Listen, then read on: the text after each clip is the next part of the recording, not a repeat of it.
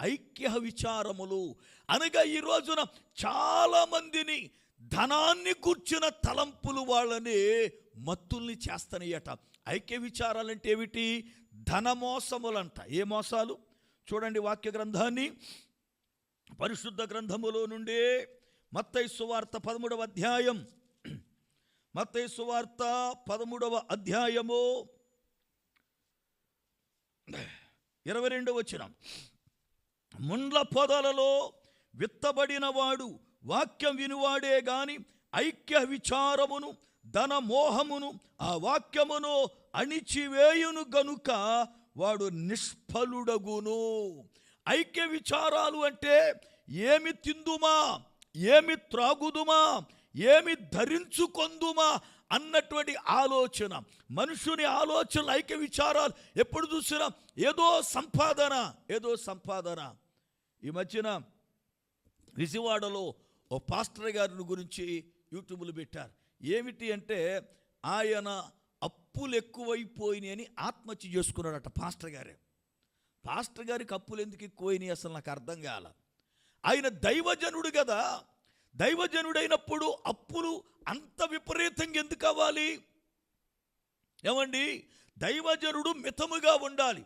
తనకున్న పరిధిలో ఇల్లు కట్టుకోవాలి, తనకున్న పరిధిలో సువార్త సభలు జరిపించుకోవాలి, తనకున్న పరిధిలో మందిరం కట్టుకోవాలి, తనకున్న పరిధిలో బ్రతకాలి, తనకున్న పరిధిలో పిల్లలను చదివించుకోవాలి, తనకున్న పరిస్థితుల్లో కుటుంబాన్ని కట్టుకోవాలి. అది మానేసి దైవజనుడికి లక్షల అప్పెందుకయ్యింది? దేవుడేమి లక్షల అప్పు చేసి సువార్త సభలు పెట్టమనడే? లక్షల అప్పు చేసి ఇదిగో ఆడిని పిలువు ఈడిని పిలువు అని దేవుడు చెప్పడే? లక్షల అప్పులు చేసి ఆడంబరాలు చేయమని చెప్పడే? అంటే మనుషులు వాళ్ళ యొక్క సొంత ఆలోచనలతో వాడికన్నా గొప్పగా నేను పెట్టాలా, వీడికన్నా గొప్పగా నేను చేయాలని లోకం వైపు చూసి అప్పులు చేసి లక్షలు ఆ మనుషులు ప్రియులారా చివరాఖరికి సేవకుడే ఆత్మహత్య చేసుకునే పరిస్థితికి వచ్చాడు. అంటే అతడు ఏ స్థితిలో ఉన్నాడు ఆలోచించండి. ఒకసారి ఒక యవనస్తుడు తాడేపల్లిలో ఏదో ఊరు, మొత్తానికి ఏదో ఊరు, ఆ ఊరు నుండి ఎలా దొరికిందో నా నెంబరు దొరికింది, మెసేజ్ పెట్టాడు నాకు. అన్నా నేను పాస్టర్ గారిని, యవనస్తుడే బాగా, పాస్టర్ గారిని నేను కువైట్ రావాలనుకుంటున్నానన్నా, మీరు నాకు ఏమైనా సహాయపడతారా అన్నాడు.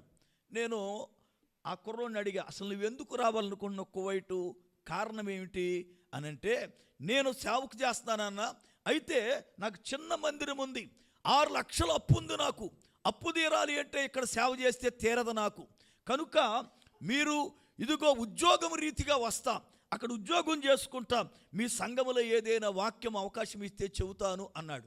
నేను అన్నాను, నువ్వు పిలుపు లేకుండా సేవ చేస్తున్నావేమో, అది కరెక్ట్ కాదు. ఉద్యోగం రీత్యా రావడానికి నువ్వు సేవకుడివి, ఇప్పుడు సేవను మానేసి ఉద్యోగం చేస్తానని ఇప్పుడు ఆ సంఘాన్ని ఏం చేస్తావు?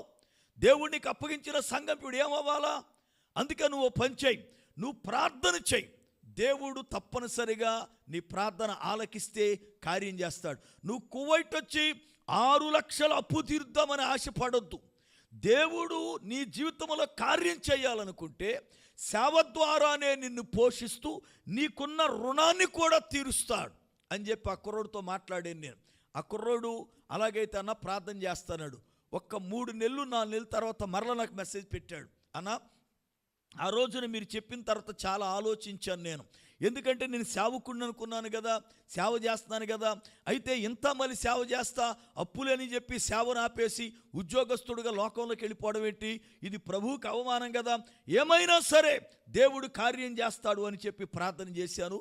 దేవుని కనికరాన్ని బట్టి మా సంఘమును దేవుడు బలపరిచాడు. ఇప్పుడు నాకు ఆ టెన్షన్స్ ఏమీ లేవని చెప్పాడు. ఆ కుర్రోడు నెలకి 30,000 వడ్డీ కట్టేవాడట.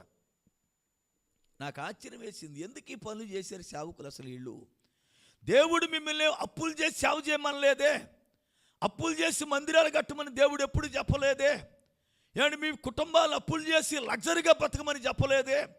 దైవజనుడికి ఉన్న దానిలోనే తృప్తి పడడం అనేది అలవాటు అవ్వాలా. నువ్వు దైవజనుడివి, మనుషుల్లాగా అందరు భక్తుల్లాగా కాదు. నువ్వు దైవజనుడికి ఒక పరిమితి ఉంది. విశ్వాసుల పరిస్థితి వేరు, లోకస్తుల పరిస్థితి వేరు, దైవజనుడు పరిస్థితి వేరు.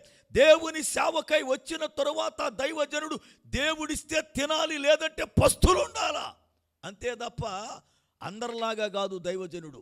కానీ ఈరోజు చాలామంది దైవజనులు అప్పులు చేస్తూ ఉన్నారు, అవి కట్టలేక చివరాఖరికి నవ్వుల పాలవుతున్నారు సేవకులు కూడా. వాళ్ళ పులారా, దేవుని లేఖనములో ఐక్య విచారాలు వాళ్ళ మనుషుల్ని కృంగదీస్తూ ఉన్నాయి, బాధలు కృంగదీస్తూ ఉన్నాయి. వాటి వల్ల ఏమవుతున్నారు అంటే మెళుకోలేని వారై మత్తులో పడి నశించిపోతున్నారు. దేవుని వాక్యం బోధిస్తుంది, ఇదిగో మీరు సిద్ధముగా ఉండుడి,